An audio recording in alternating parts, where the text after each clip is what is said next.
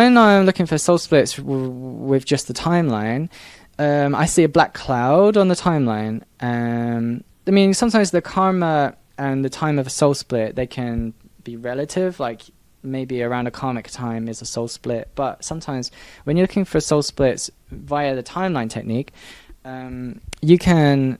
Like, there's a TV series called Lost, and when they're in the jungle sometimes this black smoke comes to them, and in the black smoke's all these private memories that only they know about, like a mirror.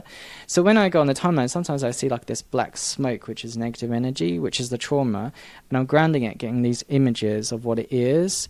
I'm clearing it, making everyone happier, making the situation happier, and then underneath this nasty cloud is like, it can either be for me three things. It'll be the idea of a golden baby, because it's an inner child, or literally like a shard, like in Dark Crystal, like a shard of crystal, a shard of soul.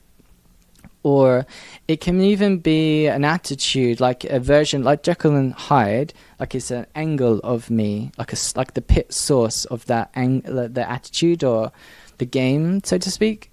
So yeah, then you ground it with 7 steps and heal it, and it takes a lot of energy, I find, for it to plug back into you. It's so much energy and effort to ground and to fuse back into you. And of course, when all of your soul split fusions are done, that's what soul fusion is, the first step of enlightenment. And then the next one's monadic infusion, where you're helping a monad group heal all their souls, and Logos series, obviously it's just infinity.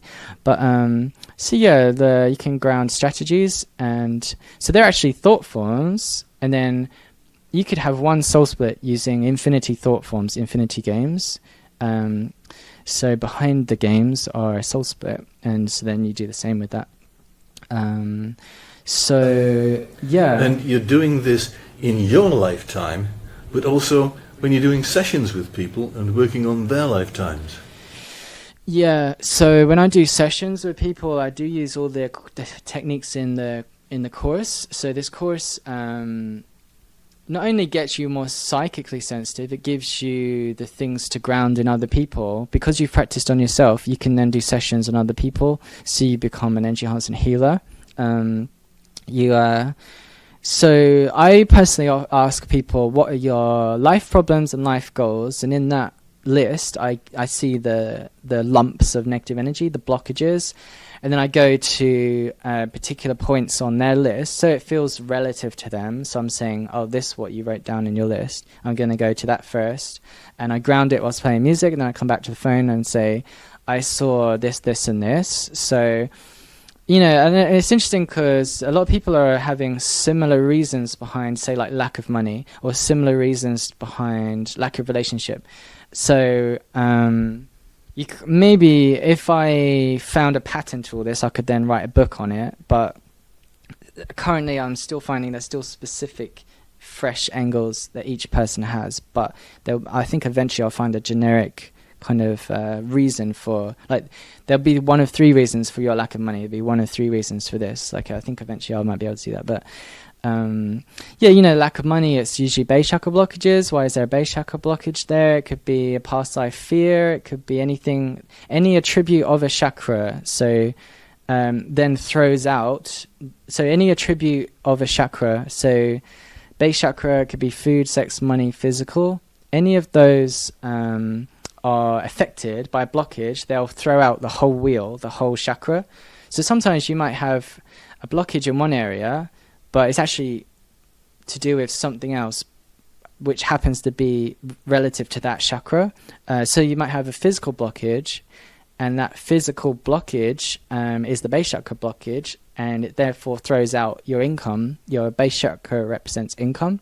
So yeah, anyway, so in my healing sessions, I can find, because my psychic sensitivity is increased, and I'm able to work on people, because I practice on myself, I can work at people at a distance, and then I can ground, I can find their blockages and give an explanation and heal them. You get a lot of people crying because I don't think they realize how deep the healing is, and they don't get that anywhere else. When someone doesn't get their energy from God, they decide to start getting it from other people, but then they're not usually aware of it.